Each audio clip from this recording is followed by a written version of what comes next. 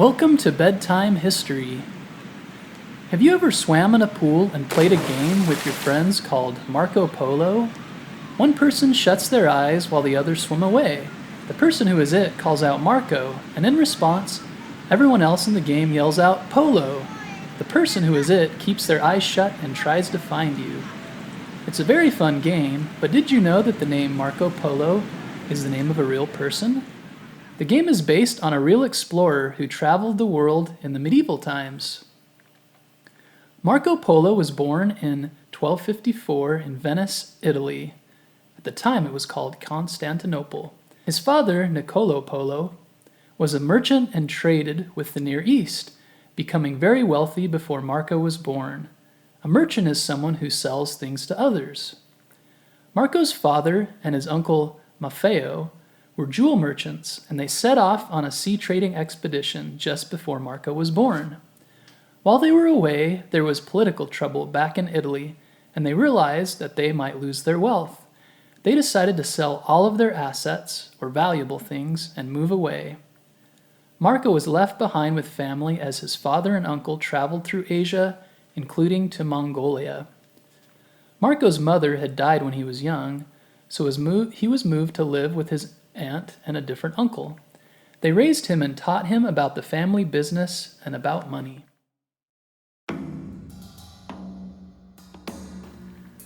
When Marco's dad and uncle were in Mongolia, they met with Kublai Khan, the king of the Mongols and the Yuan dynasty.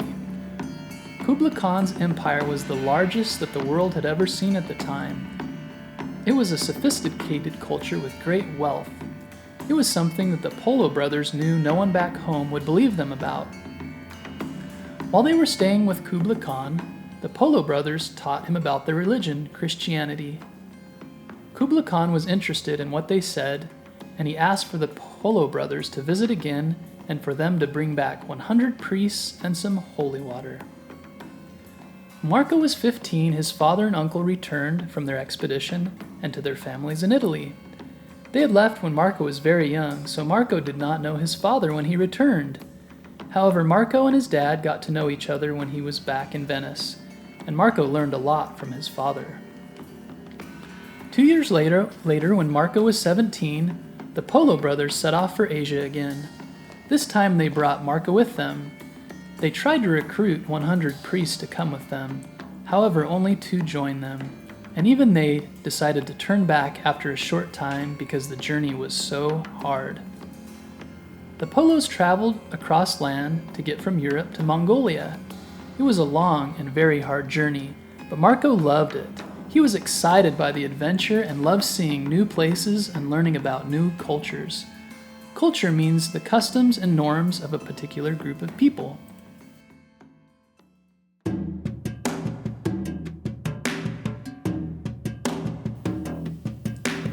The Polos made it to Asia after a very long journey that took 4 years.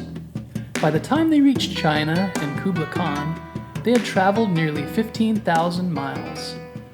Kublai Khan was on vacation at his summer place, called Xanadu, when they arrived. Marco could not believe the amazing marble buildings and gardens. The Polos were only planning to stay in Asia for a few years, but they ended up staying for more than 20 years. Kublai Khan accepted the Polos into his empire, which allowed them to learn a lot about Chinese culture, which most Europeans knew nothing about at the time. Marco even learned the language when he was there.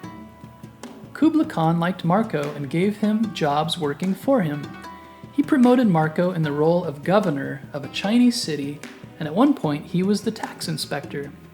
Marco gained a great deal of knowledge about the Mongol Empire and brought many ideas back to Italy with him.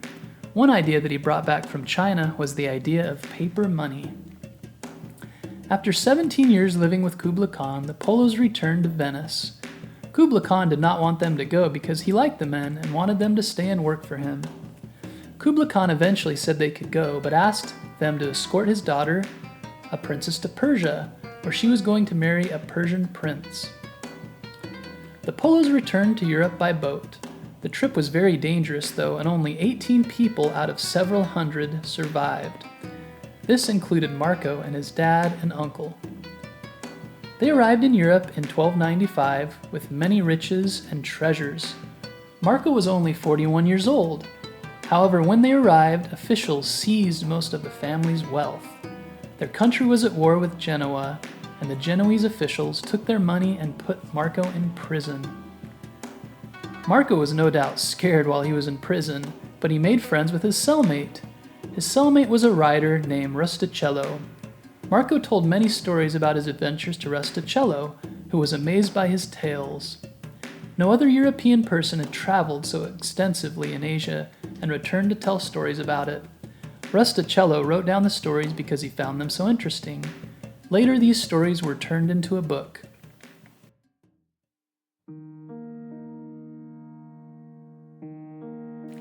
Marco was released from prison in 1299 when he was 45 years old.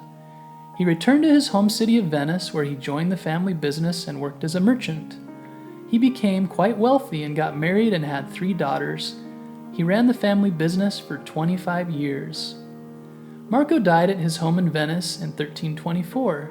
He was buried in the church of San Lorenzo in Venice. During Marco's lifetime, many people did not believe the stories in his book were real. They didn't believe that the amazing things that Marco had seen and told them about could possibly be true. However, many years later, researchers and explorers confirmed much of what Marco had claimed to be true. Marco's stories inspired many others to become explorers and set out to see the world. This included Christopher Columbus, who sailed out 200 years later across the Atlantic in hopes of finding a new route to Asia. When he traveled across the Atlantic, he had a copy of Marco Polo's book with him. Although Marco Polo was not the first European person to travel to China, he was the first person to have his stories about those travels recorded. The book was printed in French, Italian, and Latin, and became the most popular book in Europe. Marco Polo also influenced European map makers, which led to the most accurate map of the world to be made at the time. The Fra Mauro Map. Despite its popularity, many people did not believe the stories were real. The book eventually started being called The Million Lies. However, Marco Polo stood by his stories and always told others that they were true. Marco Polo was a very brave person, traveling to parts of the world that he knew nothing about. He overcame great dangers to reach his destination, and he maintained a sense of wonder and awe about the world around him. From Marco, we can learn the importance of keeping an open mind. Marco went into new cultures, and instead of trying to force others to be like him, he remained open to learning new things about different people. We can also learn the importance of perseverance and bravery. Perseverance means to do something despite the fact that it's difficult. Marco continued to press on and see the world despite the many obstacles that he had overcome. Because of his bravery, the European world learned about a whole new place and culture. They helped create maps and inspire others to travel the world and explore. In what ways would you like to explore? Are there places and cultures you would like to visit and learn about? Traveling and meeting new people is a great way to expand your mind and your worldview. Maybe one day you will get a chance to visit other places and learn about other people. However, hopefully your trip will not take as long or be as difficult as Marco's.